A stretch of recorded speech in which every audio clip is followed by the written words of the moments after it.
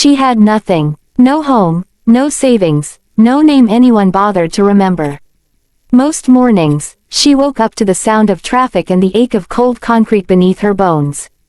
The city passed her by as if she were invisible, as if her life had already been decided and dismissed. People called her the homeless woman, never asking who she had been before the streets took everything from her. That evening, the sky burned orange with the promise of rain. She sat near an old apartment building, clutching a thin jacket that barely kept the wind out. Hunger gnawed at her, but she had learned how to ignore pain. What she could not ignore was sound. A scream. It cut through the noise of the city, sharp and desperate. She looked up and saw smoke pouring from a third-floor window of the building across the street. Flames licked the curtains like living creatures, hungry and fast. People gathered below, pointing, shouting, recording on their phones. Someone yelled that a child was still inside. For a moment, the world froze. Sirens were distant, too distant. The fire was not waiting. She stood up. Someone grabbed her arm. "Don't be stupid," a man shouted. "Firefighters are coming." She pulled free. There's no time. She didn't think about her empty stomach or her torn shoes. She didn't think about how the world had treated her, or how no one would blame her for staying back. All she saw was a small face pressed against glass, eyes wide with terror. The heat hit her like a wall as she ran inside. Smoke clawed at her lungs, burning, blinding. She wrapped her jacket around her mouth and nose and forced herself up the stairs, one step at a time, guided by coughing and crying. The hallway was chaos, crackling flames, falling debris, walls screaming as they burned. "Hey," she shouted, her voice rough. "I'm here. I've got you." She found him curled in a corner of the apartment, a little boy no older than 6, shaking and sobbing. She scooped him into her arms, feeling how light he was, how fragile. The ceiling groaned above them.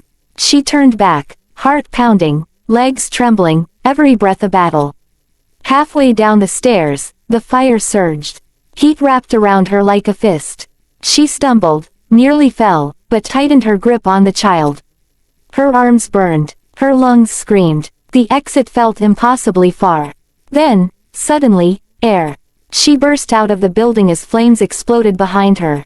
The crowd gasped. Someone screamed. She collapsed onto the pavement, coughing violently, shielding the boy with her own body until strong hands lifted him away.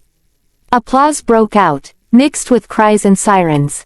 Firefighters rushed in. Paramedics knelt beside her, asking questions she barely heard. All she could think was that the boy was alive. That was enough. As oxygen filled her lungs, the world slowly came back into focus.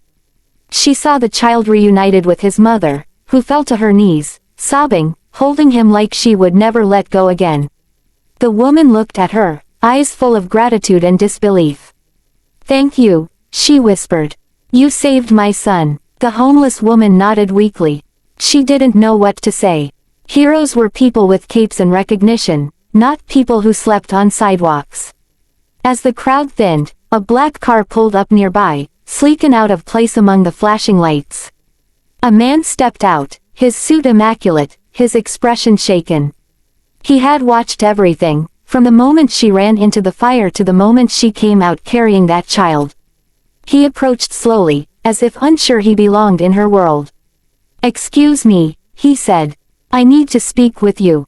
She looked up at him, guarded. Men like him usually looked through her, not at her. "My name is Daniel Cross," he continued. "I'm the CEO of Crosswell Industries." The name meant nothing to her. Titles had never fed her or kept her warm. "I saw what you did," he said quietly. "I've seen a lot of things in my life. Boardrooms, numbers, power, but I have never seen courage like that." She shrugged. "It was a kid. That's exactly why it matters," he replied. "You didn't hesitate. You had every reason to stay back. But you didn't." He took a breath, as if making a decision that would change more than just this moment. "What's your name?" She hesitated. It had been so long since anyone asked.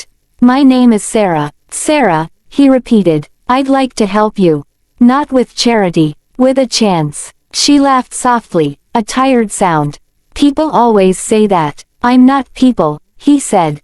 I lost my sister in a fire when we were children. Someone like you could have saved her. No one did. Silence hung between them, heavy and honest. I can offer you medical care, a place to stay, and a job, he said. Not as a favor, as recognition. The world should not abandon people like you. Tears filled her eyes before she could stop them. Not because of the offer alone, but because someone had finally seen her worth. Days later, Sarah stood in front of a mirror in a small apartment, hardly recognizing the woman staring back. Clean clothes, a warm bed, a future that no longer felt impossible. She started working at one of Daniel's community programs, helping people who had fallen through the cracks just like she had. The story spread. News outlets called her a hero. Social media praised her bravery. But Sarah knew the truth was simpler. She had nothing. And yet, when it mattered most, she gave everything. And in doing so, she didn't just save a child from the flames. She saved herself.